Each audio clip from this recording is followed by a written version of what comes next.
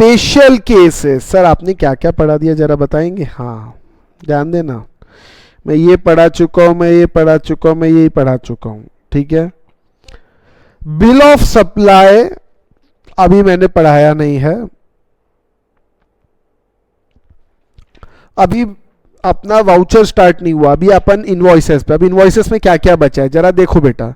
Invoice में sir अभी बचा है बिल ऑफ सप्लाई, इनवॉइस में अभी बचा है रिवाइज्ड इनवॉइस। तो अब ये दो चीजें मैं आपको पढ़ाता हूँ, पहले पढ़ाऊंगा रिवाइज्ड टैक्स इनवॉइस, फिर पढ़ाता हूँ बिल ऑफ सप्लाई, और ये दोनों कराने के बाद अपना इनवॉइस वाला पार्ट कंप्लीट हो जाएगा। देखो बेटा ये कर चुके, ये कर चुके, ये कर चुके, ये कर चुके, ये कर चुके, ये कर चुके, अब ये दोनों बाकी है, ठीक है।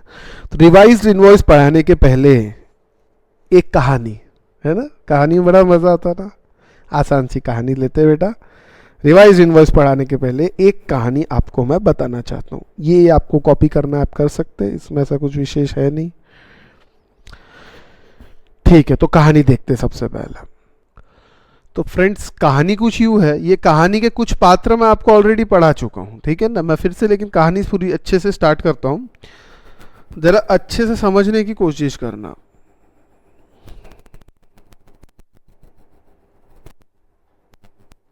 ये सप्लायर है अपना, मान लीजिए फाइनेंशियल ईयर जो भी चालू, फाइनेंशियल ईयर से मतलब नहीं,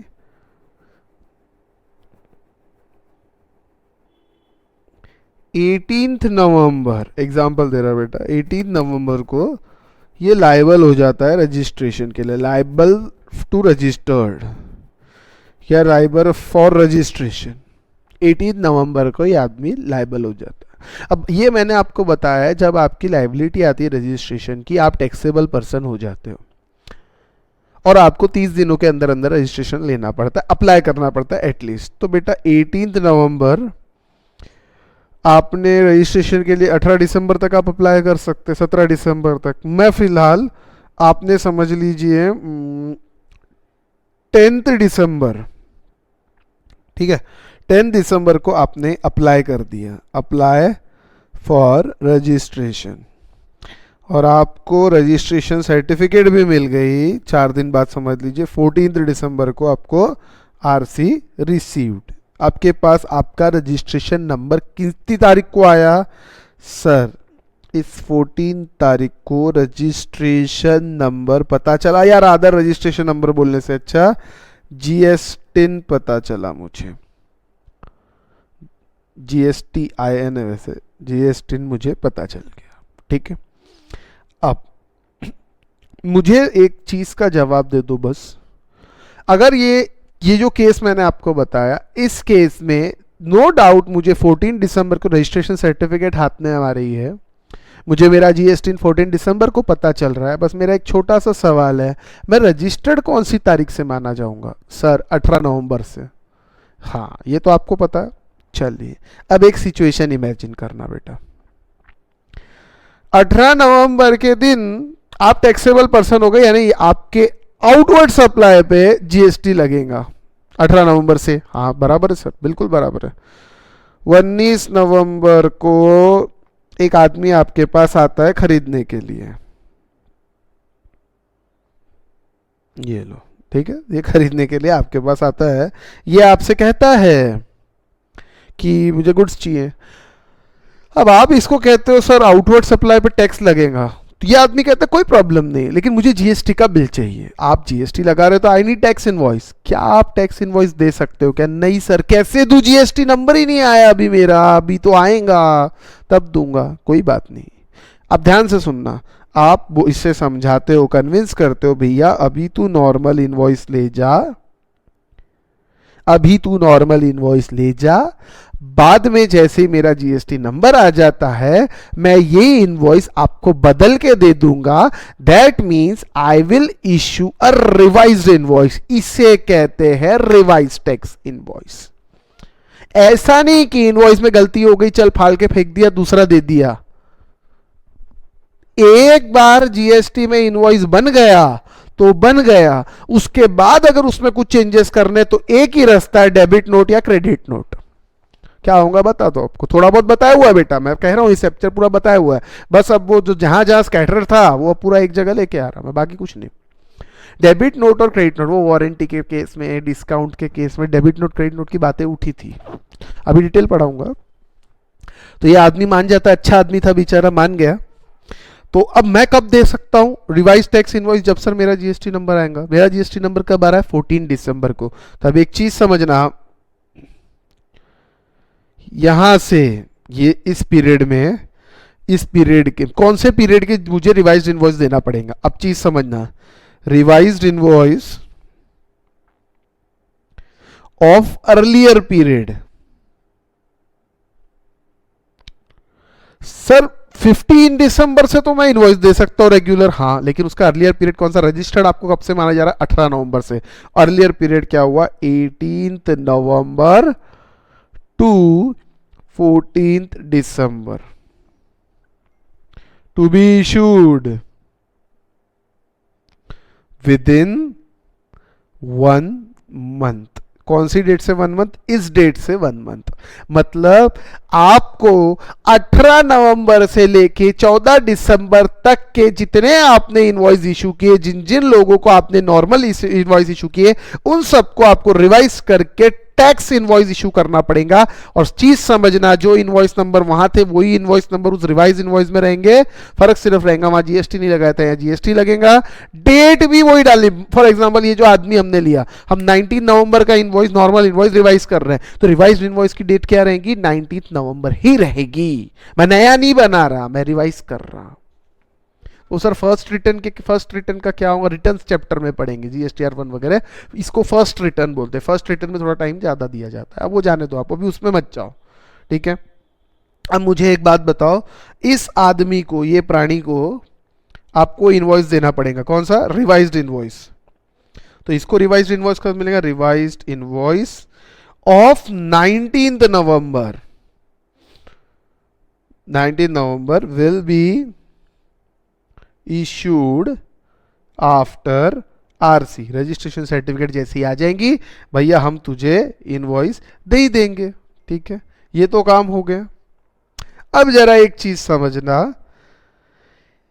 मैं थोड़ा और अब आगे जाता, अब बात निकली है तो दूर तक जाएंगे, ले जाते हैं दूर तक, हालांकि इतना नहीं है सिलेबस में, थोड़ा सा लेकिन तड़का लगाते हैं, कोशिश करते हैं। चलो देखो, समझे तो क्या, नहीं समझे तो देखते हैं, समझ तो जाएगा। मैं समझाने पे आ जाऊं तो नहीं समझे, ऐसा नहीं हो सकता।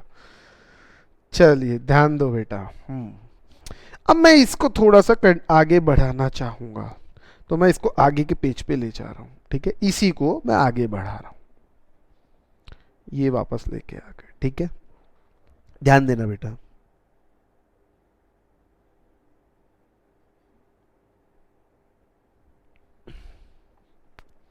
B2B क्या बोल रहे हो सर? समझा नहीं। B2C समझा क्या? Business to business transaction, business to consumer. मतलब बिजनेस वाले ने अगर रजिस्टर्ड पर्सन को बेचा तो उससे कहेंगे कम ऑन, उसको कहेंगे B2B। मतलब इसका मतलब क्या होता है? Registered, it registered supply, registered receipts बोलो। मतलब आपने किसको बेचा? आपने किसको बेचा? यानी ये जो आदमी था ये रजिस्टर्ड था, ये आपका पहला केस B2B। और B2C क्या है? अनरजिस्टर्ड, अनरजिस्टर्ड, ठीक है, अनरजिस्टर्ड। B2C मतलब ये डायरेक्ट अल्टीमेट अनरजिस्टर्ड था, या ये कंज्यूमर था। कंज्यूमर इज ऑलवेज अनरजिस्टर्ड बेटा, जिसको क्रेडिट नहीं मिलने वाला। अब देखना क्या होगा, जितने भी आपने इस पीरियड में, कौन सा? ये पीरियड में जितने भी इनवॉइस दिए होंगे B2B, वो सारे रिवाइज करने पड़ेंगे। वो सारे इनवॉइस आपको क्या करने पड़ेंगे? रिवाइज करने पड़ेंगे। Each invoice is required to be revised, सारे रिवाइज करने पड़ेंगे। और अगर B2C होगा तो थोड़ी सी बात अलग हो जाएंगी। अब इसमें बेटा दो पार्ट होते हैं, एक इंटर स्टेट और एक होता है इंट्रा स्टेट। इंट्रा स्टेट की अगर मैं बात करूं और इंटर स्टेट, दोनों में फर्क है। इंट्रा स्टेट सारे ट्रांजैक्शन सबके रिवाइज करने पड़ेंगे, और इंटर स्टेट नहीं, इंट्रा स्टेट के ऑल ट्रांजैक्शन, और इंटर स्टेट को फिर दो पार्ट में बांट देते हैं बेटा। ध्यान देना सर, ये कहां लिखा है, सब लिखा है, मैं कहानी बता रहा हूं। इंटर स्टेट, अगर वैल्यू ऑफ इनवॉइस इज 2,50,000 और मोर, और दूसरी situation value of invoice is less then 2,50,000। B2B है तो सारे इनवॉइस को आपको रिवाइज करना पड़ेगा, और B2C है तो पहले देखो इंटरस्टेट कितने हैं, इंट्रास्टेट कितने हैं। इंटरस्टेट में दो चीज देखिए, इंट्रास्टेट के सारे ट्रांजैक्शन और इंटरस्टेट के बाइफरगेट करिए। जो इनवॉइस 2.5 लाख या उससे ऊपर के हैं, जो इनवॉइस 2.5 लाख या उससे कम के, तो 2.5 लाख और उससे ऊपर के जो है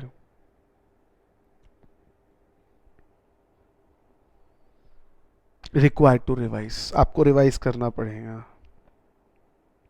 required to revise each invoice, और अगर ये है, ये दोनों भी, तो consolidated revised tax invoice. Sir ये कंसोलिडेटेड क्या होता है पता है? कंसोलिडेटेड सब जोड़ के। चार्ट समझ में आया? ऐसा करना है, ऐसा रूल बोलता है, ठीक है। ये कहानी थी बेटा, ठीक है। अब जरा यहाँ ध्यान देना, ये यहाँ पे आपको पूरा ध्यान देना, और ये जितना मैंने बड़बड़ किया ये सब यहाँ पे छाप के दिया हुआ है, सब छाप के दिया हुआ है। तो चलिए जरा यहाँ ध्यान देते हैं। रिवाइज इनवॉइस कब देना पड़ता, ये सब कुछ मैंने यहाँ पे लिखा हुआ है। देखिए, effective date of registration, issuance of certificate, ये सब चीजें यहाँ लिखी हुई है, और ये वही एग्जांपल है जो मैंने लिया है। अब मैं बात कर रहा हूँ कंसोलिडेटेड रिवाइज टैक्स इनवॉइस की। ये बेटा आपके लिए, आप इसको पढ़ सकते हैं एक बार, ठीक है ना, आप इसको पढ़ सकते हैं। ये आपको ऑलरेडी पढ़ाया हुआ, ये आप इसको पढ़ सकते हैं, ये भी और ये एग्जाम्पल भी, ठीक है। इसको ये आपको पढ़ना है, ठीक है ना, जो मैं ऑलरेडी पढ़ा चुका हूँ, ये आपको कहानी में सब बता चुका हूँ। तो सर अभी आप क्या बताने वाले? हाँ, अब जरा कंसोलिडेटेड पे ध्यान देना। A registered person may issue a consolidated tax, revised tax invoice in respect of all taxable supplies made to unregistered recipient, unregistered मतलब B2C, during such period। अब जैसे मिस्टर ए रजिस्टर्ड पर्सन है, supply number 1, supply number 2, supply number 3, supply number 4, और किसको दिया? Mister B को, unregistered को। मतलब हमारे केस में बेटा 18 नवंबर से लेके 14 दिसंबर तक, मान लीजिए, मैं यहां लिख देता हूं, पीरियड लिख देता हूं मैं, 18 नवंबर टू 14 दिसंबर, इस पीरियड में मान लीजिए 4 बार सप्लाई किया गया। मिस्टर ए जो रजिस्टर्ड है, उसने मिस्टर बी अनरजिस्टर्ड रेसिपिएंट को सप्लाई किया। बहुत बढ़िया। तो भैया अगर ये अनरजिस्टर्ड है और 2.5 लाख से कम के इनवॉइस है, और ये इंट्रा स्टेट है, देखो बेटा अगर B2C है तो उसमें देखना इंट्रा है कि इंटर है। इंट्रा है तो सारे ट्रांजैक्शन, और इंटर है तो 2.5 के और 2.5 से कम और 2.5 के ज्यादा के पता करना। 2.5 से ज्यादा वाले हैं तो फिर तो आपको सारे ईच इनवॉइस को रिवाइज करना पड़ेगा एक एक एक एक करके, और अगर 2.5 से कम वाले हैं तो आप उसको कंसोलिडेट कर सकते। सिंपल सी बात। कंसोल, और उसको भी ऑल ट्रांजैक्शन, इंट्रा वालों को तो सबको कंसोलिडेट बना सकते हैं। तो ये कंसोलिडेट किसका कर सकता हूं? इंट्रा का, या 2.5 लाख से कम वाले का। तो आप उसको एक इनवॉइस बना के मिस्टर बी को दे सकते हैं, अनरजिस्टर्ड है इसीलिए। आई बात समझ में? वो अनरजिस्टर्ड है इसीलिए आप ऐसा कर सकते हैं। Supplies between date of grant of certificate of registration, effective date of registration, ये उसके बीच की सप्लाई है, ठीक है। However, in case of interstate supply, a consolidated revised tax invoice can not be issued in respect of all unregistered recipient if value of supply exceeds 2.5 lakh. अगर 2.5 lakh inter state और 2.5 लाख से ज्यादा का इनवॉइस है तो भैया सेपरेट इनवॉइस बनाना पड़ेगा, सेपरेट इनवॉइस रिवाइज करना पड़ेगा। मतलब इंट्रा स्टेट है और 2.5 लाख से कम है, इंट्रा स्टेट सारा 2.5 हो 3 हो कुछ भी हो, और इंटर स्टेट में अगर 2.5 से कम है तो रिकंसोलिडेटेड टैक्स इनवॉइस आप इश्यू कर सकते हैं। ठीक है, ये तो एक हो गया, एक जगह जहां आप consolidated revise tax invoice issue कर सकते हैं। बेटा चीज समझना, मैं यहां कौन से कंसोलिडेटेड की बात कर रहा हूं, मैं यार रिवाइज्ड की बात कर रहा हूं, रिवाइज्ड इनवॉइस। और रिवाइज्ड इनवॉइस क्या होता है ये आपको पता है, कहानी जो पीरियड के लिए इनवॉइस जो देते हैं उसको रिवाइज करना पड़ता है। ऐसा नहीं उसमें गलती हो गई नया फाड़ के दे दो, फाड़ दिया और नया दे दिया, ये नहीं होता रिवाइज। बना हुआ इनवॉइस बनाने के पहले 10 बार सोच लेना। मैं बार बार कह रहा हूं, इनवॉइस अगर एक बार बन गया तो बन गया, फिर वो रिवाइज नहीं होता है, वो उसमें जो चेंजेस है वो डेबिट नोट और क्रेडिट नोट से ही किए जाएंगे। ये मेरी बात गार्ड बांध लेना, बाद में मत कहना सर ने नहीं बताया। अरे ठीक है, क्या डेबिट नोट क्रेडिट नोट के अलावा आपके पास कोई चारा नहीं बचेगा। आई होप आप समझ रहे हो। ठीक है, चलिए बेटा ये ठीक है, आएंगे डेबिट नोट क्रेडिट नोट पे। और रिवाइज कब करते हैं आपको बताया, पुराना इनवॉइस रिवाइज कब करते हैं ये भी आपको अभी समझाया मैंने। ठीक है, एक छोटा सा और कंसेप्ट है कंसोलिडेटेड टैक्स इनवॉइस का, ये ले लेते हैं। ये कंसोलिडेटेड टैक्स इनवॉइस कब बना सकते हैं आप। चलिए कहानी, अब आपको तो मालूम है हर चीज की शुरुआत कहानी से करता हूं मैं। क्यों करता रहा कि ये कहानी पता है, टाइम ज्यादा लग रहा है मुझे ही पता है, लेकिन बेटा फिट हो जाएंगी दिमाग में। थेरोटिकल है बहुत ज्यादा, इससे ज्यादा इंटरेस्टिंग वे में थेरोटिकल नहीं हो सकता, लाइव रहते तो और मजा आता। ठीक है, मैं सप्लायर हूं, एक बच्चा, सप्लायर ऑफ गुड्स, एक बच्चा आता है दुकान में और वो कहता है कि ये एक रुपया देता है और एक चॉकलेट दीजिए 1 रुपए वाली। तो मैं उसको, या 5 रुपए वाली 5 स्टार, 5 रुपए देता है, 5 स्टार दो अंकल। मैं बोला ठीक है ले भाई 5 स्टार। और मैं अब उसको भाई सप्लाई किया, देखिए सप्लाई इनवॉइस इशू करना पड़ेगा, रजिस्टर्ड हूं मैं, B2C ट्रांजेक्शन है, कम ऑन मैं रजिस्टर्ड हूं। उसको बोला रुक रुक रुक रुक, नाम बोल, तेरा रजिस्ट्रेशन नंबर है क्या, डेट डालूंगा, तेरा एड्रेस बता, ऐसा सब पूरा पूरा पूरा इनवॉइस बना के, रुक उसको प्रिंट निकाल के इनवॉइस देता हूं। क्या पूरा आएगा मुझे, 5 रुपए की चॉकलेट कमाना 50 पैसे नहीं है और 2 रुपए का प्रिंट चला जाएगा। समझ रहे नहीं समझ रहे।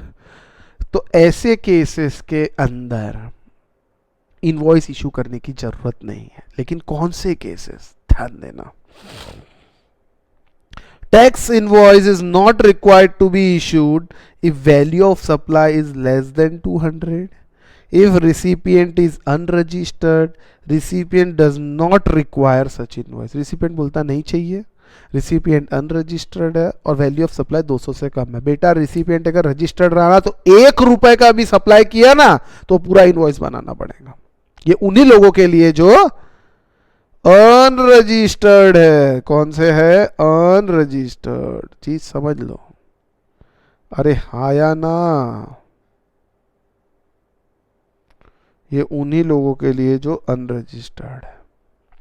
कंसोलिडेटेड, अब इसका क्या, दिन भर की टोटल मार दो। Consolidated tax invoice shall be issued for such supplies at the close of each day in respect of all such supply. दिन भर की टोटल मारो और एक कंसोलिडेटेड टैक्स इनवॉइस आप बना सकते हैं।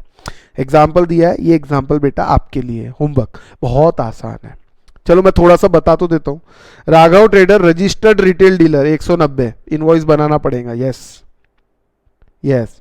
ध्रुव एंटरप्राइज अनरजिस्टर्ड डीलर 358, यस 200 से ज्यादा है।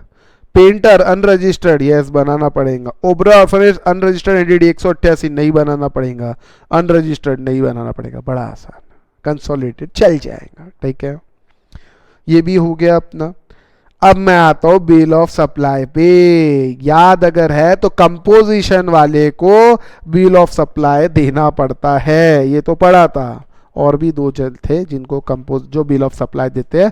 बिल ऑफ सप्लाई वाला टैक्स नहीं लगा सकता, टैक्स इनवॉइस नहीं बना सकता, वो आउटवर्ड सप्लाई पे जीएसटी नहीं लगा सकता, उस टाइप की चीजें यहाँ पे। तो जो नहीं लगा सकता वो क्या देगा, वो बिल ऑफ सप्लाई देगा बेटा।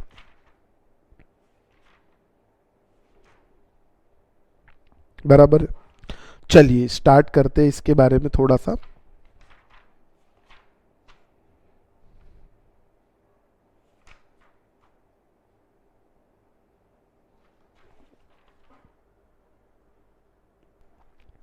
Section 31 subsection 3 clause C stipulates that a registered person supplying, अब समझना बेटा किन किन को बिल ऑफ सप्लाई देना पड़ता है। पहला, सप्लाइंग एग्जेम्प्टेड गुड्स और सर्विसेज और बोथ, और a registered person paying tax under composition levy shall issue bill of supply instead of tax invoice। आई बात समझ में?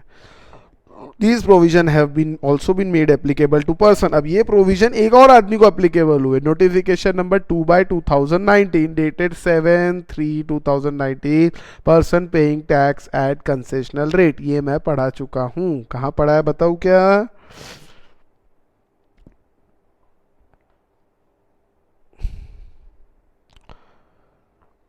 देखिए मैं बताता हूँ, एक सेकेंड, जस्ट अ मिनट। आप इसके लिए बेटा पेज नंबर, ये देखिए, इसके लिए आप चाहो तो पेज नंबर 70 पे जा सकते हो। ये आप लोगों को पढ़ा है, कौन रहेगा जो भैया, पूरा पूरा इसका डिटेल दिया हुआ है। करेक्ट। ये बेसिकली देखा जाए composition scheme for service providers, अगर शॉर्ट में ध्यान देंगे तो, ठीक है ना। कंपोजिशन स्कीम को या टैक्स एट कंसेशनल रेट जो है वो देने के लिए अपन ने कंपोजिशन वालों को भी फायदा दिया था। पेज नंबर 70 पे जाना, आपके नोट्स में आपको ये दिख जाएगा, पूरा पढ़ाया हुआ है, ठीक है। तो बेसिकली एग्जेम्प्टेड गुड्स या सर्विस या बोथ करा ले। कंपोजिशन स्कीम गुड्स वाली, कंपोजिशन स्कीम सर्विस वाली, दोनों आ गई यहाँ पे, ठीक है। तो ये लोग क्या लिखते हैं, composition taxable sir person not eligible to collect tax on supplies, इनको अपने इनवॉइस पे लिखना पड़ेगा, और साथ ही लिखना पड़ेगा बिल ऑफ सप्लाई। जहाँ टैक्स इनवॉइस लिखा जाता है वहाँ वो लिखेंगे बिल ऑफ सप्लाई, वहाँ वो लिखेंगे बेटा बिल ऑफ सप्लाई, और जहाँ पे और साथ में नीचे लिखना पड़ेगा composition taxable person not eligible to collect tax on supplies, ये लिखना पड़ेगा। एग्जाम में क्वेश्चन आएगा अगर गलती से बिल ऑफ सप्लाई पे, तो ये लिखना बहुत जरूरी है। ये बात मेरी ध्यान रखना बेटा, ये लिखना बहुत जरूरी है, ठीक है। और नोटिफिकेशन नंबर है, याद रखो, 2/2019 डेटेड 7/3/2019, याद रखोगे तो बहुत फायदे में रहोगे। Is nothing but composition scheme related to supply of services, ठीक है ना। और ये बस वही है उसके बारे में। तो ये टैक्स इनवॉइस इशू नहीं करेंगे, बिल ऑफ सप्लाई इशू करेंगे, एग्जाम्पल भी दिया हुआ है, बाकी कुछ नहीं है। हाँ, एक और चीज़ आती है बेटा, रूल 46A। ये क्या होता है सर? ये है जो इंसान टैक्सेबल सर्विस भी दे रहा है और एग्जेम्प्टेड भी दे रहा है।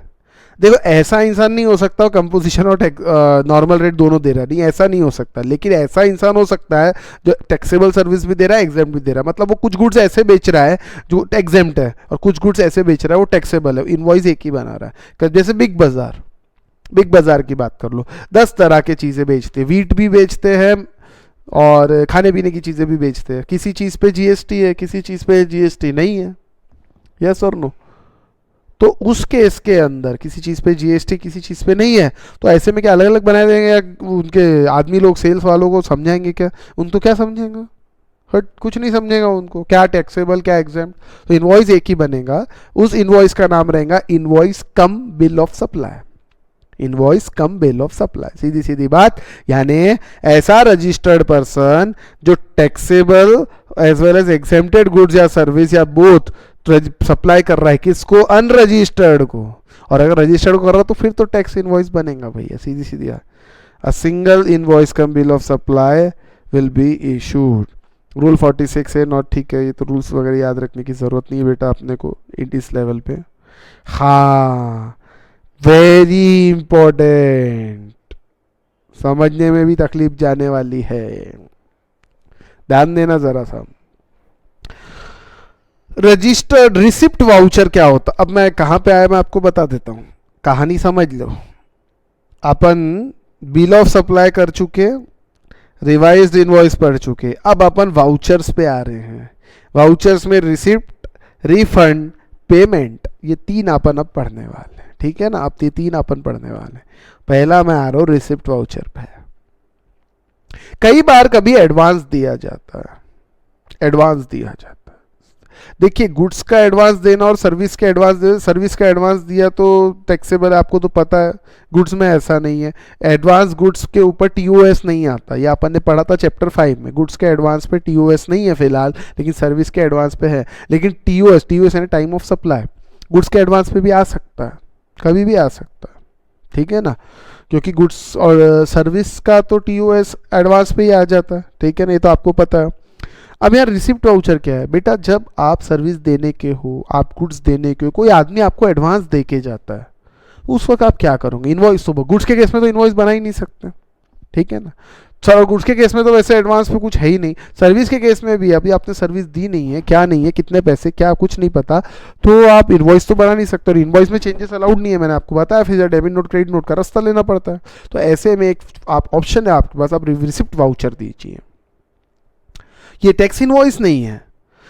On receipt of advance pay, मैं रजिस्टर्ड पर्सन हूं, on receipt of advance payment with respect to any supply of goods और सर्विस और both, I will issue a receipt voucher evidencing receipt of payment, मुझे पैसे मिले।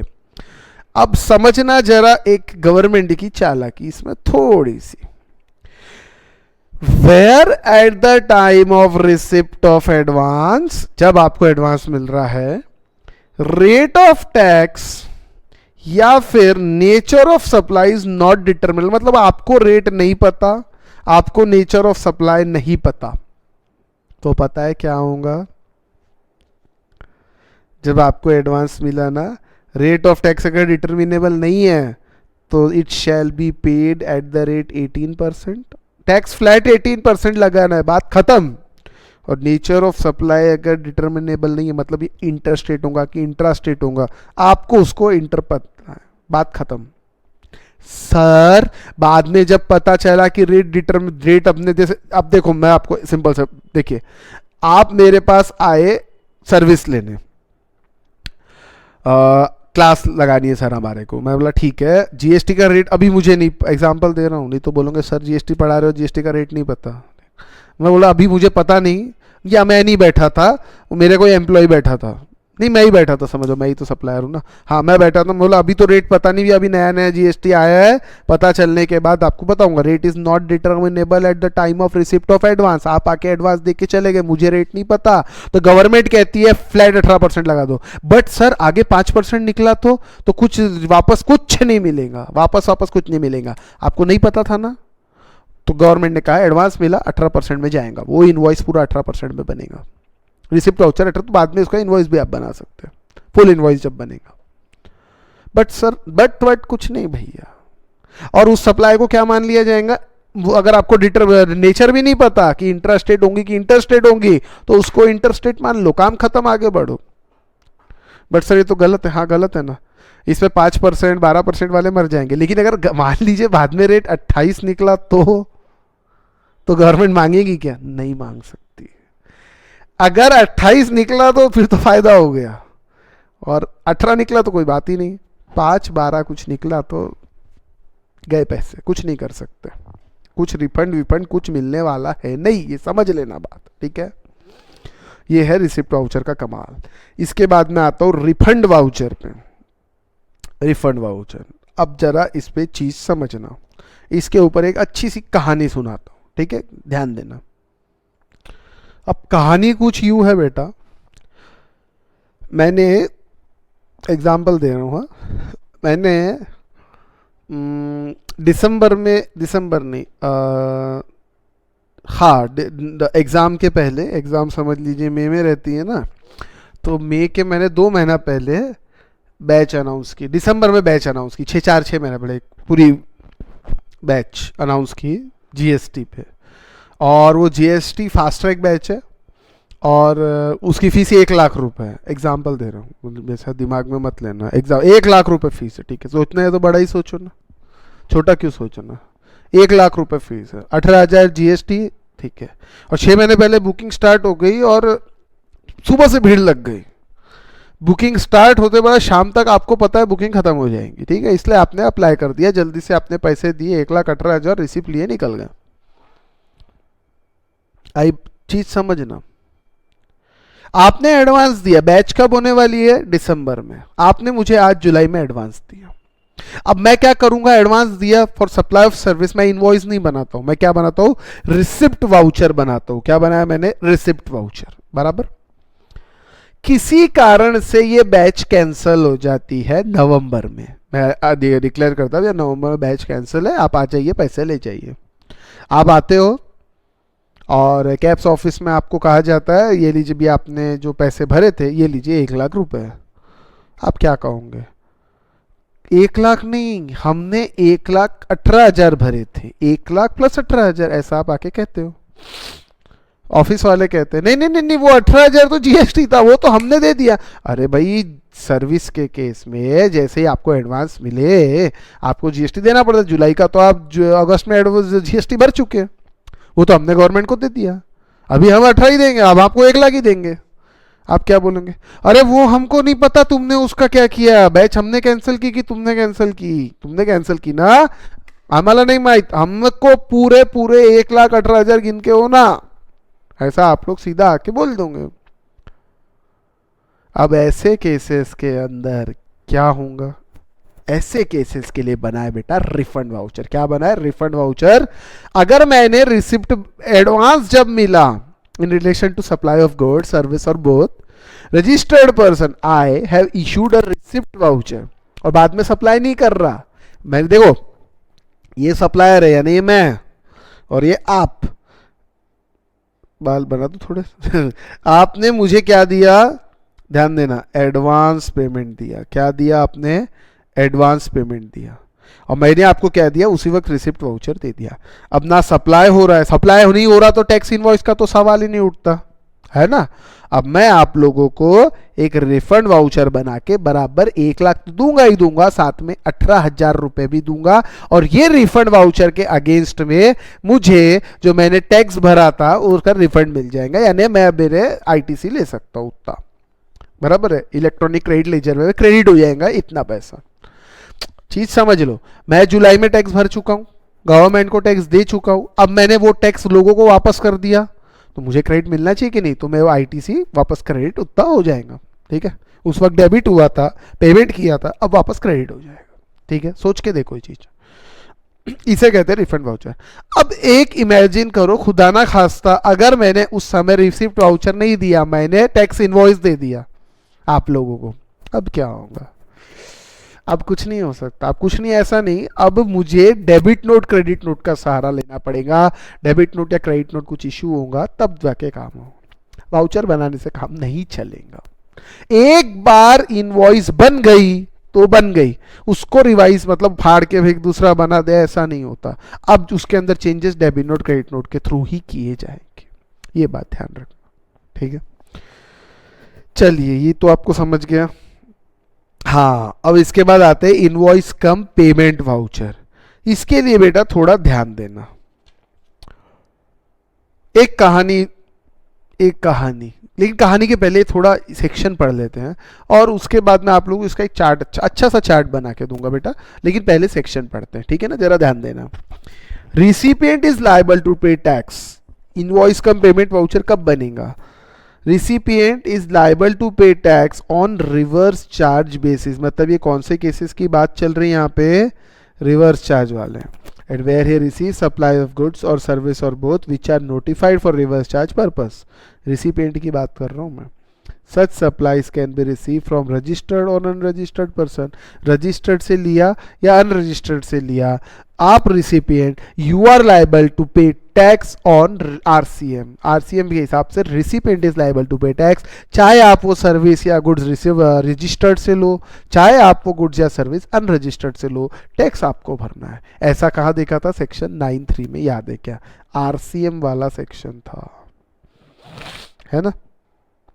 चलिए उसके बाद जरा एक चीज और, 9(4) में कुछ तो भी पढ़ा था अपन ने, देखिए 9(3) पढ़ा था जिसमें आरसीएम था, 9(4) ये था, और 9(5) याद है तो ठीक, नहीं तो चुल्लू भर ECU, ठीक है, याद आ गया होगा। हाँ सर ECU, वो ओला वाला एग्जाम्पल दिया था, हाँ बेटा ओला ओला, ठीक है।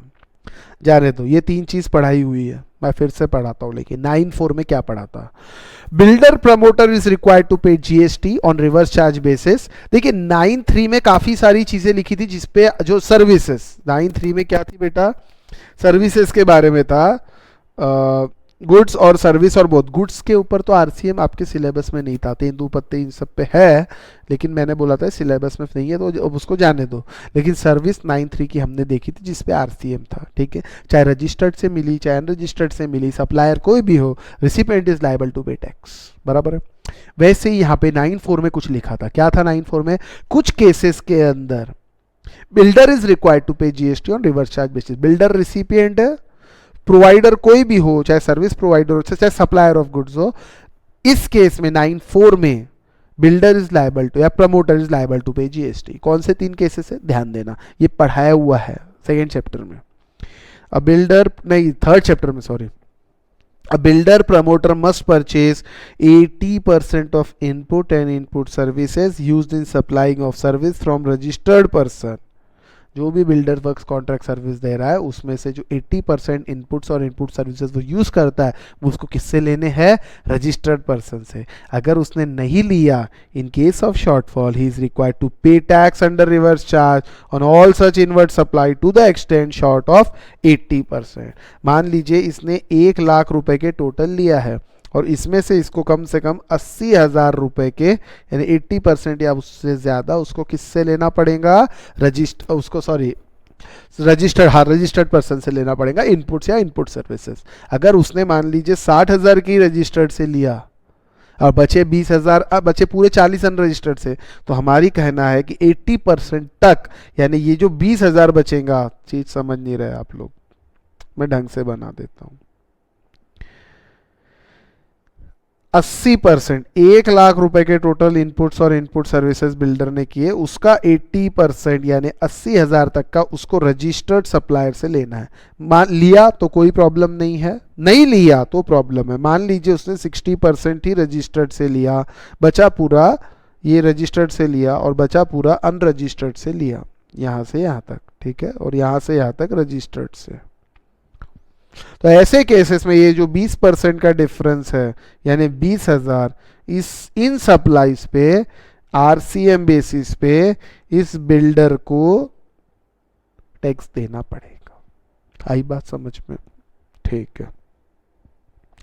और अगर सीमेंट की बात करें, इनपुट सीमेंट इस अगर आपने अनरजिस्टर्ड एक बैग भी अगर अनरजिस्टर्ड से ले ली तो आपको पूरा के पूरा रिवर्स चार्ज बेसिस पे टैक्स देना पड़ेगा। यानी इनपुट के जो भी है सीमेंट के केस में आपको पूरा के पूरा किससे लेना है? रजिस्टर्ड से। अगर आपने नहीं लिया तो फिर भैया पूरा अनरजिस्टर्ड वाले में चला जाएगा, मतलब अनरजिस्टर्ड से लिया तो आरसीएम लगेगा भैया आप पे, सीधी सीधी बात है, यानी बिल्डर को टैक्स देना पड़ेगा। GST ऑन कैपिटल गुड्स अगर आप लेते इस पेबल बाय प्रमोटर और रिवर्स चार्ज बेसिस, सीधी सी बात है, अगर आप कैपिटल गुड्स लेते तो इस पे आपको GST देना पड़ेगा ऑन रिवर्स चार्ज बेसिस, ठीक है।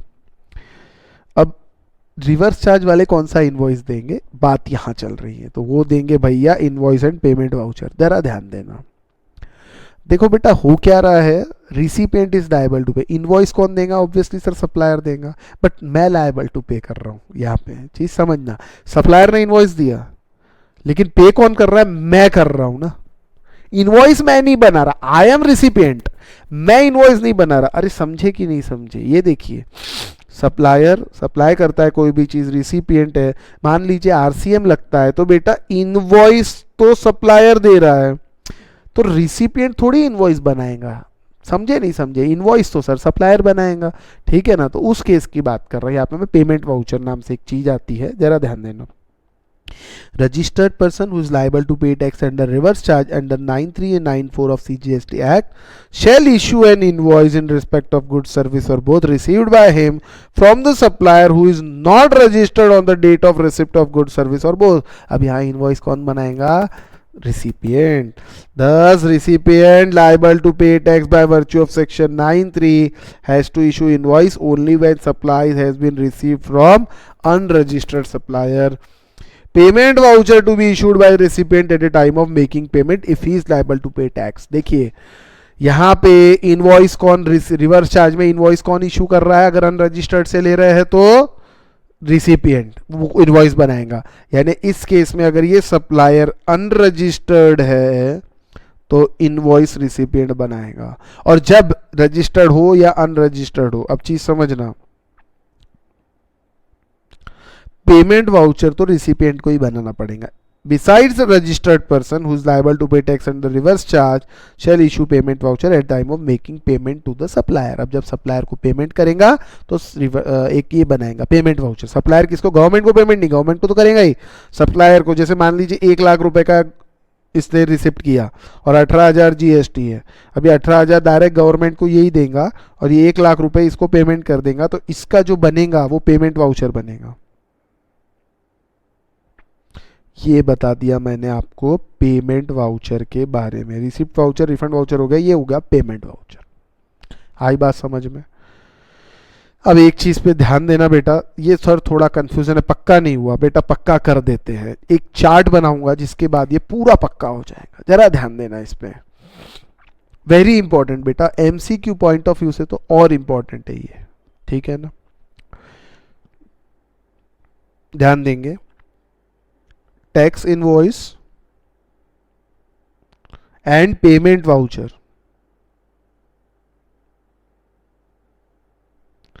Bye recipient under RCM. ठीक है, अब चीज समझना, if goods oblique services, goods oblique या गुड्स एंड सर्विसेज दोनों, गुड्स एंड लिख देता हूं, goods and services notified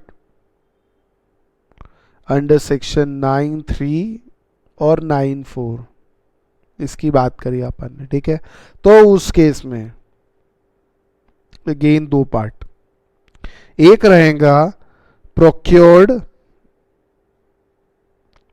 from, आप रजिस्टर्ड हो, आप 9(3) और 9(4) की, आप रिसिपिएंट हो, you are recipient and you are registered. देखिए रिसिपिएंट है और रजिस्टर्ड भी है, ठीक है? रिसिपिएंट है, रजिस्टर्ड, रिसिपिएंट रजिस्टर्ड है, उसको रजिस्ट्रेशन लेना पड़ेगा अगर रिवर्स चार्ज लग रहा है तो, ठीक है? Procured from registered person, registered person से लिया तो कोई प्रॉब्लम नहीं है, बताता हूं कैसे, देखिए। अब इस केस में number 1,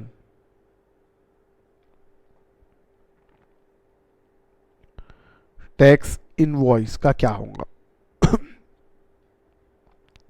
supplier will issue tax invoice and recipient will pay tax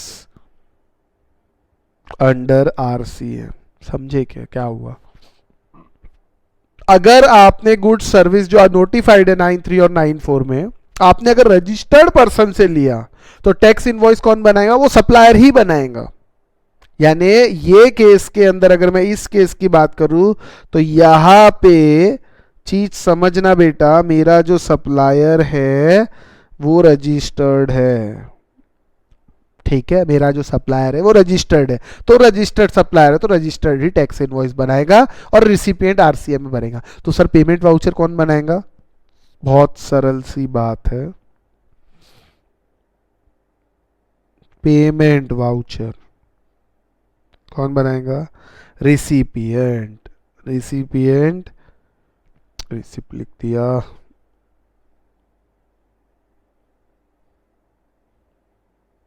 recipient will prepare payment voucher after making payment to supplier। Supplier को जब पैसा देगा वो 1 लाख रुपया, तो पेमेंट वाउचर बनाएगा। ये तो हो गया procured from registered person. Second case, procured from unregistered person, यानी यहां पे सप्लायर अनरजिस्टर्ड है, समझे क्या? उस केस में क्या होगा? तो उस केस में अगेन टैक्स इनवॉइस का क्या होगा? सबसे पहली बार टैक्स इनवॉइस कौन बनाएगा? और सर अनरजिस्टर्ड है तो टैक्स इनवॉइस या फिर आपका पेमेंट वाउचर, दोनों भी कौन बनाएगा? To be issued by recipient. अरे समझे क्या? रिसिपिएंट बनाएगा। पेमेंट वाउचर तो वही बनाता है, लेकिन अगर रजिस्टर्ड पर्सन आपका सप्लायर है तो टैक्स इनवॉइस सप्लायर बना देगा। लेकिन अगर आप अनरजिस्टर्ड से खरीदते हो, आप तो रजिस्टर्ड हो, तो मैंने पहले ही बता दिया बेटा, यू आर रजिस्टर्ड, ये समझ लेना चीज, क्योंकि और नहीं भी रहो तो आपको कराना पड़ेगा, समझे क्या? ये है पेमेंट वाउचर का चार्ट, यहाँ लिख सकते हैं आप, पेमेंट वाउचर के लिए चार्ट हमने पढ़ा है। बहुत हेल्प करेगा बेटा ये आपकी, बहुत हेल्प करेगा। चलिए ये हो गया यहाँ पे अपना ये, ठीक है। अब इसके बाद ये आप एक बार पढ़ना है फिर से पढ़ सकते हैं, बाकी कुछ जरूरत नहीं। Supplier permitted to issue any document other than tax, देखिए कुछ सप्लायर्स को टैक्स इनवॉइस के जगह कुछ दूसरे डॉक्यूमेंट इशू करने की परमिशन दी गई है, ठीक है ना। तो वो कौन है? ये रूल 55 रूल 54, फिर रूल 54 और रूल 55 पढ़ेंगे अपन यहाँ पे। रूल 54 और रूल 55 में चालान की बात है। अब देखो बेटा क्या क्या हो गया अपना, जरा ध्यान देना। सर हमारा ये पे, अब मैं आता हूँ चालान्स पे, ये और ये दोनों अभी मैं आप लोगों को पढ़ा रहा हूँ। रूल 54 चालान, रूल 55 चालान, ठीक है, ध्यान देना। ये आपका रूल 54 और रूल 55 चालान है, ठीक है, ये चालान से बेसिकली। गवर्नमेंट में on recommendation of council by notification और subject to such condition as may be mentioned therein specify categories of service in relation to which any other document issued in relation to supply shall be deemed to be tax invoice or tax invoice may not be issued। ये rule 54 किसके लिए है?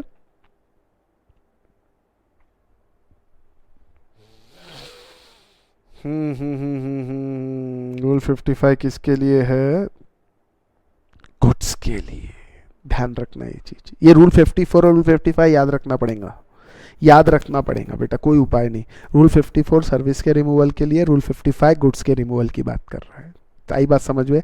कुछ ऐसे goods, कुछ ऐसे services जिनके removal पे टैक्स इनवॉइस बनाने की जरूरत नहीं है, ऐसा गवर्नमेंट कहती है। क्या क्या क्या कह रहे हैं हम?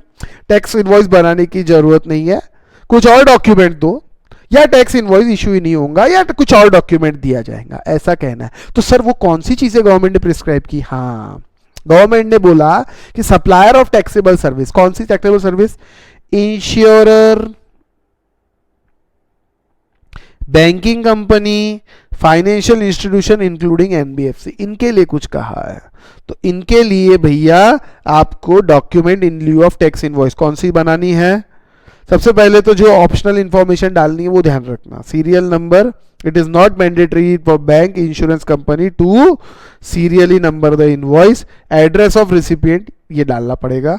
अब काम की बात, other information other than serial number and address of recipient as prescribe for tax invoice for rule 46। जो इंफॉर्मेशन टैक्स इनवॉइस के लिए देनी थी वो सारी देना है। अदर देन, वो टैक्स इनवॉइस में क्या क्या रहना चाहिए, जो इंफॉर्मेशन आपने देखी थी रूल 46 में, वही सब यहाँ पे देना पड़ेगा, लेकिन कौन सी? सीरियल नंबर और एड्रेस छोड़ के, उसकी जरूरत नहीं है। नंबर 1, कस्टमर में अब देखिए लिखा है यहाँ पे, अब एक कस्टमर है, बैंक में कितनी सारी सर्विस अवेल करते रहते, तो हर बार उसको इनवॉइस देते रहेंगे क्या? है ना, तो वो प्रॉब्लमेटिक हो जाएगा। तो इसमें क्या करना, उसके बारे में दिया है। Customer may avail numerous services from the bank या insurer in the given tax period, महीने भर की बात कर लेते हैं, या 2 महीने की बात कर लो, या 4 महीने, जैसा क्वार्टर की भी बात कर सकते हैं। Such entities may issue a consolidated tax invoice, statement, advice, any other document in lieu of the in lieu thereof by whatever name may be issued, made available physically, electronically for the service made during the month or at the end of the month. Tax period या month पकड़ लिया, हम कुछ भी issue कर सकते हैं जो भी गवर्नमेंट ने प्रिस्क्राइब किया। अच्छा, सिग्नेचर की जरूरत नहीं है, ये समझना, अगर इलेक्ट्रॉनिकली आप दे रहे हैं तो वही आईटी एक्ट के हिसाब से सिग्नेचर की जरूरत नहीं। हाउएवर द सिग्नेचर और digital signature of the supplier और is authorized representation not be required in case of issuance of consolidated tax invoice और other document in lieu thereof. मतलब क्या हुआ बताओ, बैंकिंग कंपनी को, इंश्योरेंस कंपनी को बहुत सारी सर्विसेज देनी पड़ती है। कंसोलिडेटेड टैक्स इनवॉइस के अंदर वो 200 रुपये वाला क्राइटेरिया था, यहाँ ज़्यादा भी हो सकता है, 200 रुपये वाला वहाँ था। यहाँ पे कंपल्सरीली टैक्स इनवॉइस इशू करने की ज़रूरत नहीं है बैंकिंग इंश्योरेंस कंपनी को। इनको बाकायदा ये चाहे तो नॉर्मल कंसोलिडेटेड इनवॉइस इशू करेंगे टैक्स पीरियड का, मंथ या क्वार्टर जो भी है, आई बात समझ, उसको साइन करने की भी ज़रूरत नहीं रहेगी। ये था पहला, बैंकिंग इंश्योरेंस कंपनी और इंश्योरर बैंकिंग कंपनी और फाइनेंशियल इंस्टीट्यूशन इंक्लूडिंग एनबीएफसी के लिए। दूसरा बेटा जीटीए के लिए, in respect of transportation of goods by road in goods carriage, passenger transport के लिए नहीं है, गुड्स ट्रांसपोर्ट के लिए। क्या है, अब कौन सी इंफॉर्मेशन रहनी चाहिए वो उसके बारे में, ग्रॉस वेट, नेम ऑफ, ये सब फालतू चीज़ें, मतलब फालतू नहीं है ये सब चीज़ें। देखिए जो अदर इंफॉर्मेशन जो टैक्स इनवॉइस रूल 46 में था वो भी, अब ये पता है क्या इशू करते हैं, अगर आपको कंसाइनर्स नोट, या इसको अगर नॉर्मल भाषा में बोलूँ जो आप लोग समझ जाओगे, बिल्टी, ये टैक्स इनवॉइस इशू नहीं करते, ये बिल्टी इशू करते। जैसे आप गुड्स का डालते हो, बिल्टी बोलते बेटा, बिल्टी सुना होगा बिल्टी के बारे में, है ना, बिल्टी, बिल्टी ही टैक्स इनवॉइस मान लिया जाता है, मतलब टैक्स इनवॉइस नहीं, वो बिल्टी इशू करेंगे और बिल्टी में ये सारी चीज़ें लिखी हुई होनी चाहिए। नंबर तीसरा, supplier of passenger transport, best example railway.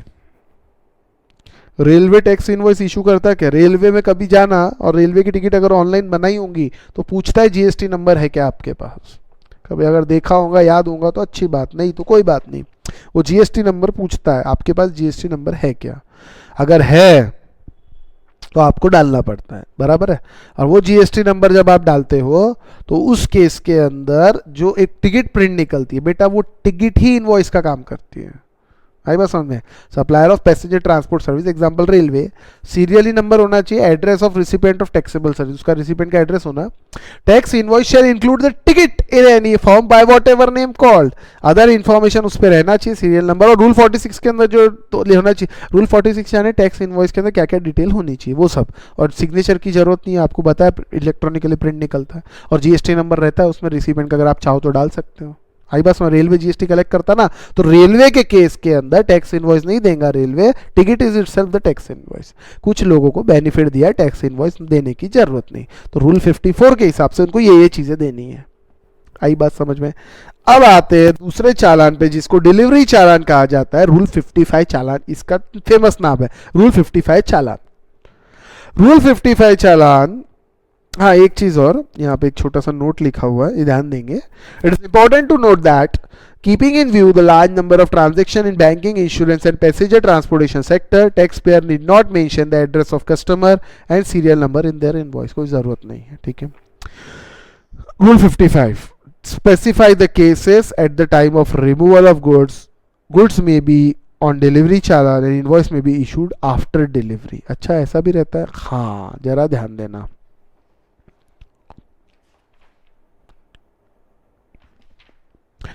Supply of liquid gas where quantity at the time of removal or place of business of supplier is not known. जब liquid gas remove होती है तो कितनी जाएंगी ये पता नहीं रहता, जितनी यूज़ करता है सामने वाला उतना उसको इनवॉइस बनता है। जैसे मान लीजिए मंथली कनेक्शन रहते हैं लिक्विड गैस के, ठीक है ना, अब वो जितनी यूज़ होंगी मीटर में काउंट होता है और बाद में मंथ एंड में क्वांटिटी देखी जाती है और वो क्वांटिटी के हिसाब से इनवॉइस बनता है, ठीक है। तो अब यहाँ पे सप्लाई जब इस चीज़ की होती है लिक्विड गैस की, तो भैया उसके अंदर डिलीवरी चालान बनता है। अच्छा डिलीवरी चालान के क्या क्या पर्टिकुलर से बेटा, ये तो सब यहाँ लिखे, ये मैं नहीं पढ़ाऊंगा और ये एग्जाम पॉइंट से कोई रेलेवेंट नहीं है। मेन कब इशू करना पड़ता है आपको रूल 55 का चालान, वो मैं कह रहा हूँ, यानी इनवॉइस बाद में इशू होगा। Transportation of goods for job work, job work समझता है, जैसे कोई आप गुड्स बनाते हो और उसमें कुछ पेंटिंग करवानी है, फॉर एग्जांपल आपने दूसरे के जॉब वर्कर के प्रीमाइसेस पे भेजा, उसने वकाया, जैसे कपड़ा शर्ट देखिए बेस्ट एग्जांपल, आप कपड़ा बनाते हो और रेडीमेड शर्ट भी बेचते हो। अब कपड़ा आपने बनाया, रेडीमेड शर्ट आप बेचते हो, तो स्टिचिंग करने के लिए आपने जॉब वर्क के प्रीमाइसेस में भेजा और फिर वो वापस आएगा। तो जब जॉब वर्क के प्रीमाइसेस में गया तो क्या उसको सप्लाई बोलेंगे? क्या भैया आपने बेच दिया, क्या टैक्स इनवॉइस बनेगा? क्या नहीं बनेगा। तो गुड्स फॉर जॉब वर्क। अब जॉब वर्क का क्राइटेरिया 1 साल और 3 साल का कुछ तो भी है, लेकिन वो अभी आपको ये लेवल पे नहीं है, वो सीए फाइनल लेवल पे है, तो मैं उसकी बात अभी नहीं करूंगा, अननेसरी आप कंफ्यूज हो जाओगे, ठीक है ना। तो transportation of goods for job work basis, अगर मैं यहाँ जॉब वर्क बेसिस की बेटा बात करूं तो आप एक चीज समझना, जॉब वर्क के लिए अगर आप भेज रहे हो गुड्स, आपकी फैक्ट्री से रिमूव किया, जॉब वर्कर के प्रीमाइसेस पे रूल 55 चालान बनाना पड़ेगा। ये स्टॉक ट्रांसफर हो रहा है, एक तरह से देखिए लेमन टर्म्स में बोल रहा हूं, ये स्टॉक का ट्रांसफर हो रहा है, वापस आने वाले, आपने सप्लाई नहीं किया है, ठीक है ना। और ऊपर वाला जो लिक्विड गैस की बात थी, वहां सप्लाई हुआ लेकिन quantity eight the time of removal आपको पता नहीं है, quantity eight the time of removal आपको पता नहीं है, बराबर है। अब इस केस में डिलीवर चालान जो है वो सीरियली नंबर्ड होना चाहिए और उसके भी कैरेक्टर नॉट एक्सीडिंग 16 कैरेक्टर्स, ठीक है ना। इन वन और मल्टीपल सीरीज, इन वन है, ये वन है और मल्टीपल सीरीज होना चाहिए यहाँ पे, eight the time of removal of goods for transportation, ठीक है। ये चीज बेटा 3 चीज ध्यान रखना। अब इसके बाद और किस किस के अंदर होता है, transportation of goods for reason other than by way of supply, transportation of goods for reason other than by way of supply, मतलब आप सप्लाई नहीं कर रहे, गुड्स ट्रांसपोर्ट कोई और कारण से कर रहे हैं, जैसे स्टॉक ट्रांसफर, फैक्ट्री से गुड्स बने, अब आपके डेपो में जा रहे हैं और डेपो से डिस्पैचिंग होंगी या पैकिंग के लिए जा रहे होंगे, सप्लाई हो रहा क्या एक जगह से दूसरे? नहीं हो रहा sir, other than supply, supply के अलावा कोई भी कारण, तो कैसे निकलेगा? रूल 55 चालान। सच अदर सप्लाई एज में be notified by board, GST council, इसके अलावा सीबीआईसी कुछ भी और नोटिफाई कर सकता है। आई बात समझ में? ठीक है। तो डिलीवरी चालान जो बनेगा बेटा ट्रिप्लिकेट में बनेगा, एक कंसाइनी के लिए, एक ट्रांसपोर्टर के लिए और एक कंसाइनर के लिए। कंसाइनर जो भेज रहा है, कंसाइनी जिसको मिलने वाला है। जॉब वर्कर की बात करें तो ये हो जाएगा जॉब वर्कर, ये आप जो भेज रहे हो मिस्टर ए समझ लो, है ना, और ट्रांसपोर्टर जो ले जा रहा है उसके लिए डुप्लीकेट कॉपी, ठीक है। सबसे इंपॉर्टेंट बात, ईवे बिल बनाना पड़ेगा, रूल 55 चालान के साथ ईवे बिल आपको बनाना पड़ेगा कंपलसरी। इनवॉइस की जगह ईवे बिल, अगर आप डिलीवरी चालान दे रहे हो तो ईवे बिल बनाना पड़ेगा। ईवे बिल क्या होता है सर, नेक्स्ट लेक्चर में देखेंगे, ठीक है। ये अभी ध्यान रखना, जब ईवे बिल आएगा तो मैं लिंक करूंगा इसको, ठीक है।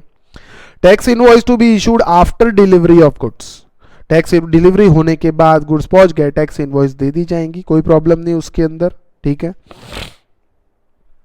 और tax invoice to be issued after delivery of goods, ठीक है। Goods in SKD CKD condition, बेटा एसकेडी सीकेडी क्या होता है? एसकेडी यानी सेमी नॉक डाउन और सीकेडी यानी कंप्लीटली नॉक डाउन। अब ये होता क्या है जरा चीज समझो। सप्लायर, देखिए इसमें क्या होता है, जैसे कार की अगर बात करते हैं या किसी भी चीज की मैं बात करूं, कोई भी मशीनरी पकड़ लो, जैसे बहुत बड़ी मशीन है और वो मशीनरी ऐसे कैसे उठा के किसी ट्रक या ट्रेन में नहीं आ सकती, तो उस मशीनरी के पार्ट पार्ट में मशीनरी पहुंचाई जाती है डेस्टिनेशन प्लेस पे, पार्ट पार्ट में कुछ पुर्जे एक एक करके भेजे जाते हैं।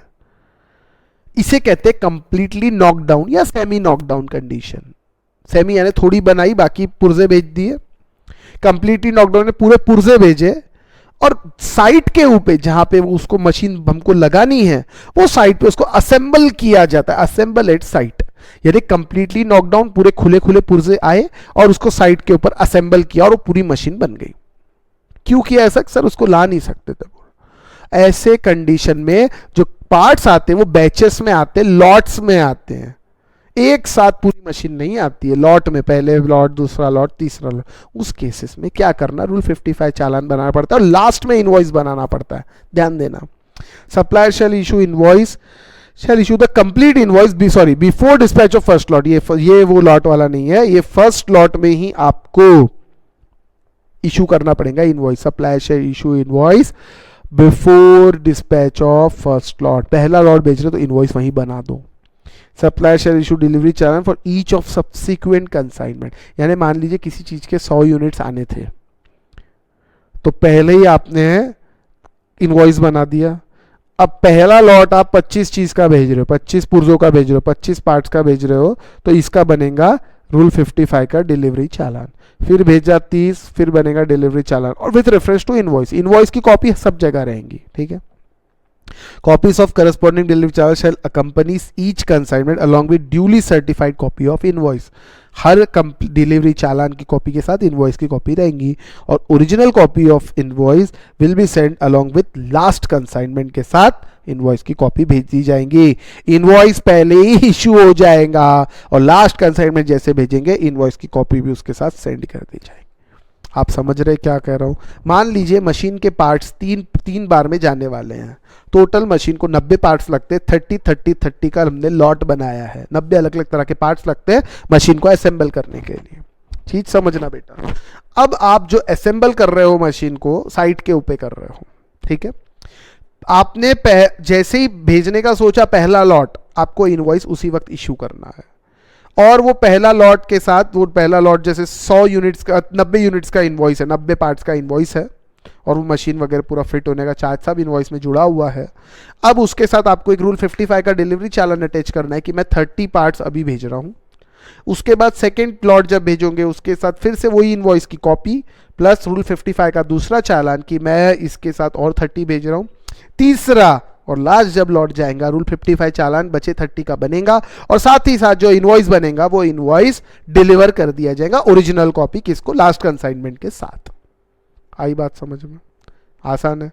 अब एक और चीज, goods moved with in the state or from the state of registration to another state for supply on approval basis and artwork sent by artist to gallery for exhibition। ये चीज थोड़ी सी पढ़ाई हुई है लेकिन थोड़ा सा एक बार ध्यान देना इसके ऊपर। बेटा पूरी कहानी इसमें लिख के अच्छे से दी हुई है, मैं कहानी देखने का आपको कहूंगा, ठीक है। सप्लायर्स ऑफ ज्वेलरी एक्सेट्रा, मैंने मुकेश अंबानी वाला भी एग्जांपल दिया था, आपको याद होगा, बस उसको यहाँ पे डालो। Who is registered in one state, Gujarat से आया, may have to visit other state, Maharashtra, other than their state of registration, उसका रजिस्ट्रेशन गुजरात में, महाराष्ट्र में रजिस्ट्रेशन क्यों रहेगा, बराबर है ना। and need to carry goods such as jewelry, अब उसको ज्वेलरी लेके आना है along for approval. In such case, if jewelry is approved by buyer, then supplier issue a tax invoice only at the time of supply. ऐसा ही होता है, और ये IGST का केस बनेगा। महाराष्ट्र में रजिस्ट्रेशन की जरूरत क्या है?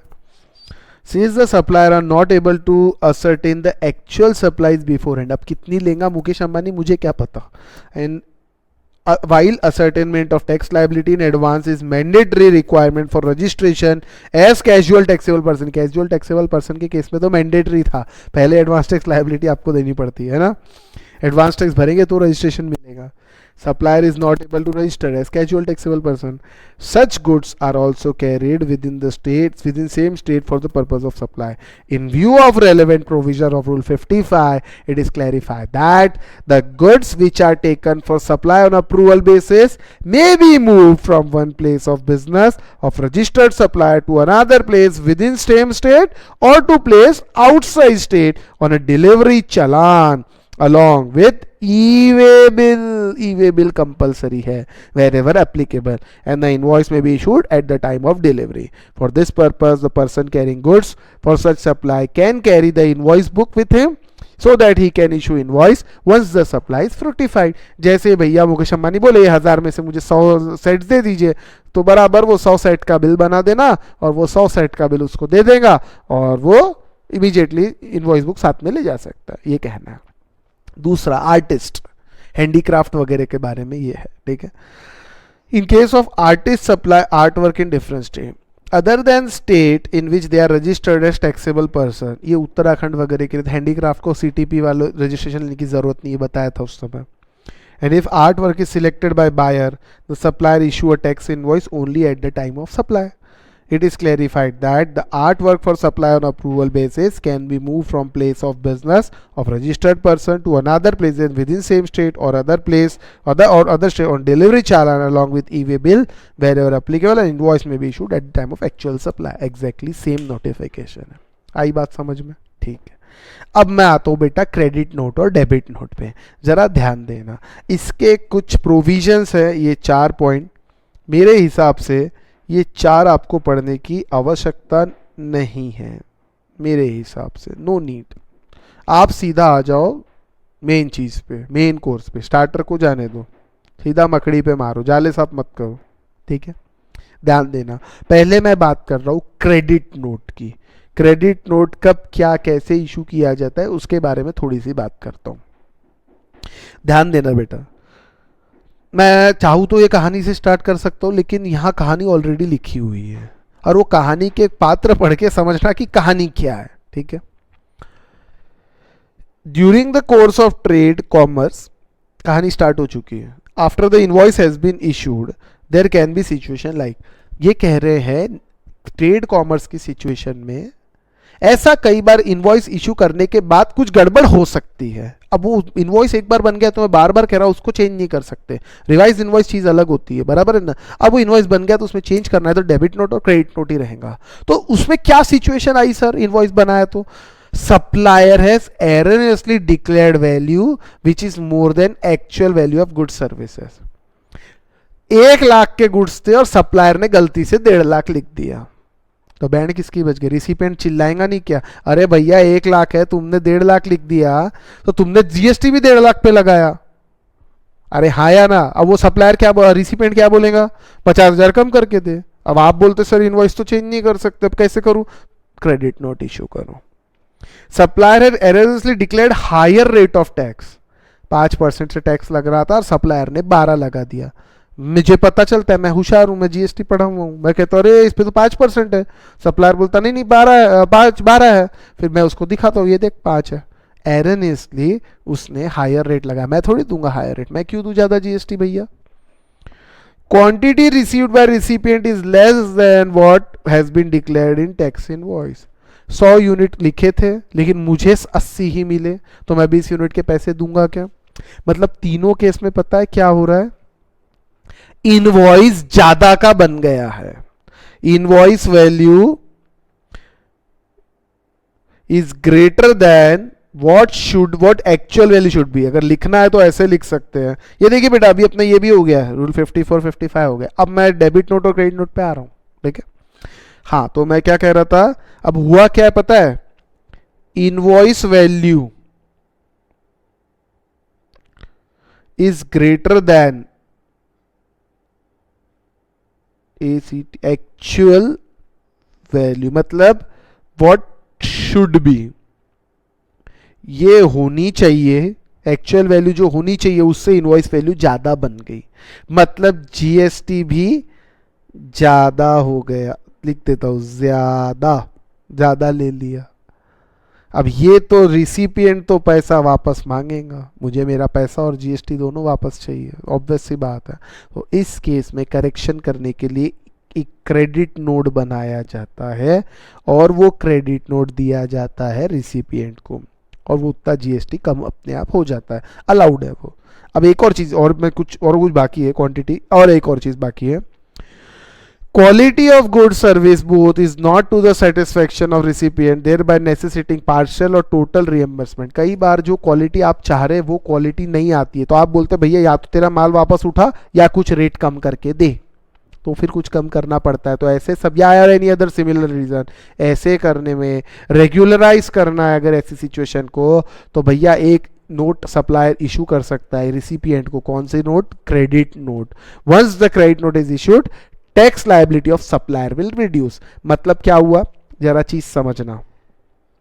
मान लीजिए 1 लाख रुपए के गुड्स इशू करने थे जो एक्चुअल होना चाहिए, और आपने किया क्या, आपने 1 के बदले 2 लाख के गुड्स इशू कर दिए। इनवॉइस बन गया, इनवॉइस गलत बन गया, ICE इनवॉइस, ठीक है। अब जीएसटी लगना चाहिए था 18,000, अब जीएसटी 18% मान लीजिए रेट है, जीएसटी लग गया 36,000। अब पता है क्रेडिट नोट इशू होगा 18,000 रुपए जीएसटी का। मतलब पूरा क्रेडिट नोट इशू कैसा होता है, 1 लाख का भैया गलती हो गई, उस पर 18% जीएसटी था, तो 18,000 की गलती हो गई, तो क्रेडिट नोट इशू हो जाता है। और ये क्रेडिट नोट से जो सप्लायर है उसकी लायबिलिटी 36 नहीं बल्कि 18 रह जाएंगी। क्यों ऐसा? उसकी लायबिलिटी तो 36 थी सर, इनवॉइस 36 का बना, लेकिन उस इनवॉइस के साथ एक क्रेडिट नोट और अटैच हो जाएगा जिसके अंदर ये लिखा है कि 18,000 की गलती हो गई, मतलब 1 लाख की गलती हो गई, जिसके कारण 18,000 का जीएसटी कम हो जाएगा। तो सप्लायर को, गवर्नमेंट को 18,000 ही भरना पड़ेगा, 36 भरने की जरूरत नहीं है। इनवॉइस के साथ क्रेडिट नोट अटैच हो जाएगा और वो क्रेडिट नोट इशू हो जाएगा। सामने वाला भी कितना क्रेडिट लेगा? फिर 36 का क्रेडिट लेगा क्या? नहीं, सामने वाला भी 18 का लेगा। ये बात ध्यान रखना। और एक चीज और बता देता, अगर आपने क्रेडिट नोट बनाया नहीं बनाया उससे मतलब नहीं, अगर सामने वाले ने 36 का क्रेडिट ले लिया ना, तो फिर क्रेडिट नोट कोई काम का नहीं, आपको भी 36 भरना पड़ेगा। आप 36 भर दो, सामने वाला 36 का क्रेडिट ले ले, गवर्नमेंट को कोई लेना देना नहीं। चीज समझ लेना, ठीक है? समझा तो ठीक, नहीं तो जान देना, वैसे थोड़ा हाई लेवल का। अब ये बेटा इसके ऊपर पूरा एक चार्ट बना है, ठीक है, आप देख सकते हैं, इसको समझ सकते हैं। It is important note that credit are not permitted to be issued in case of secondary discount. ये मैंने बताया था, डिस्काउंट के केस में क्रेडिट नोट इशू होता है, लेकिन it should be known at the time of invoice. जब इनवॉइस दिया जा रहा है तब ये, जैसे टर्नओवर डिस्काउंट दिया, जब टर्नओवर साल के एंड में पता चलेगा ना, तो जो ये इस टाइप के जो डिस्काउंट रहते हैं बेटा, they are known at the time of invoice, at the time of removal. ऐसे इनवॉइस जो ऐसे डिस्काउंट जो आपको पता नहीं है at the time of issue of invoice या at the time of removal, वो इनवॉइस पे आप क्रेडिट नोट इशू नहीं कर सकते, जिसको हम सेकेंडरी डिस्काउंट बाद में तय हुआ। अरे ऐसा थोड़ी होता, तय कब होना चाहिए? उसी वक्त तय हो जाना चाहिए जब आप गुड सप्लाई कर रहे हो, ठीक है? ये तो ठीक है। However supply can issue financial commercial credit note to reduce the value of supply payable to recipient to supply, ठीक है। हाँ, ये इंपॉर्टेंट है। Secondary discount are discount which are not known at the time of supply और offered after the supply is already over. These discounts are not excluded from the value of supply since condition laid down in section 15(3)(b जो value of supply था are not satisfied। ये 5वां chapter आप देख सकते हैं। इसी का बिल्कुल उल्टा है आपका डेबिट नोट, इसी का बिल्कुल उल्टा है डेबिट नोट। क्या है वो? Where one or more tax invoice have been issued for supply of any goods or service or both, या फिर मतलब इस जैसे taxable value of invoice is less then taxable value is for such supply, tax charge in invoice is less than tax payable in respect of such supply। मतलब अब सामने वाले से पैसा, अब एक चीज बताऊं क्या, गवर्नमेंट पता, देखिए गवर्नमेंट के एंगल से सोचो, क्रेडिट नोट में क्या हो रहा है? गवर्नमेंट को जीएसटी कम आ रहा है, यानी पैसा गवर्नमेंट से जा रहा है, और डेबिट नोट में क्या हो रहा है? गवर्नमेंट को पैसा आ रहा है।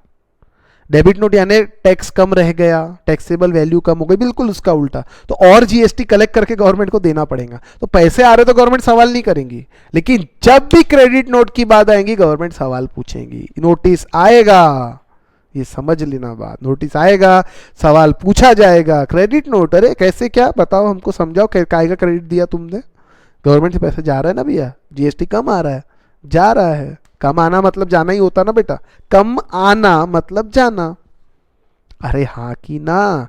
तो ऐसे केस में debit note, sorry credit note में सवाल पूछे जाते हैं, ठीक है? तो डेबिट नोट भी वैसा ही है, एग्जैक्ट उसका अपोजिट, ये आप पढ़ सकते हैं बेटा, डेबिट नोट इशू होता है, ठीक है? हाँ, अब ये रिटर्न के अंदर, रिटर्न मतलब रिटर्न्स जो रिटर्न फाइल किए जाते हैं उसमें दोनों की डिटेल डालनी पड़ती है। कब डालनी पड़ती है उसके बारे में यहाँ लिखा हुआ है, क्रेडिट नोट और डेबिट नोट दोनों के बारे में। Any registered person who issues a credit note in relation to supply of goods or service or both shall declare the details of such credit note in the return for the month during which such credit note has been issued but not later। या तो उसी month में कर देना चाहिए, लेकिन और late हो सकता है, हाँ चलेगा, लेकिन कब तक?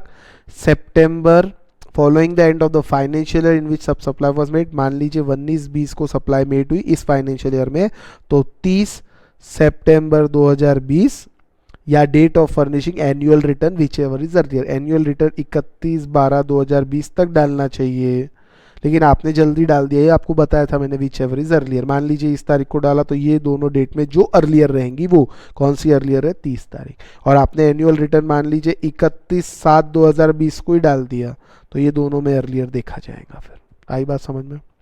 Tax liability shall be adjusted in manner as may be prescribed. ये अपन 9वें चैप्टर में पढ़ेंगे, electronic cash ledger, credit ledger, वो सब पढ़ने वाले, उसमें ये सब एडजस्ट हो जाती है।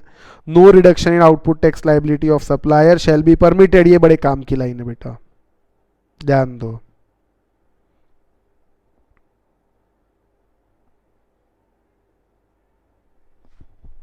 मैंने जो अभी आपको बताया था। अब कुछ रिडक्शन परमिट नहीं होगा। अगर आपने 1 लाख के बदले 2 लाख लिख दिया या 5% की जगह आपने 12% लगा दिया, सब रिसिपेंट ने कुछ नहीं बोला, जान दो भैया 12% लगाना, मैं अब क्रेडिट ले लूंगा, और उसने बराबर क्रेडिट ले लिया, गवर्नमेंट को भी 12% जमा हो गया, तो कोई फिर क्रेडिट नोट इशू करने की आवश्यकता नहीं है, काम खत्म। डेबिट नोट अगेन इसका उल्टा, टैक्स लाइबिलिटी आपको देनी पड़ेगी, सच मैंने प्रिस्क्राइब, सिंपल है बेटा एकदम। हाँ, अब ये 2 चीज़ और है, ये एक बार ले लेते हैं, फिर हम लोग रुकेंगे आज यहाँ पे। Prohibition of unauthorised collection of tax. कोई आदमी अगर रजिस्टर्ड नहीं है तो क्या वो टैक्स कलेक्ट कर सकता है? नहीं। अनऑथोराइज्ड अमाउंट टैक्स, यानी no registered person collect except in accordance with provision of this act और रूल्स। इसके अलावा टैक्स, यानी गवर्नमेंट के नाम से टैक्स ले रहा और गवर्नमेंट को दे नहीं रहे, ऐसा नहीं होना चाहिए, ठीक है। अनऑथोराइज अगर आदमी को टैक्स कलेक्शन अलाउड नहीं है, जैसे कंपोजिशन वाला टैक्स कलेक्ट नहीं कर सकता, अगर अलाउड नहीं है तो आप नहीं कर सकते। आई बात समझ में? Amount of tax to be indicated in tax invoice and other document.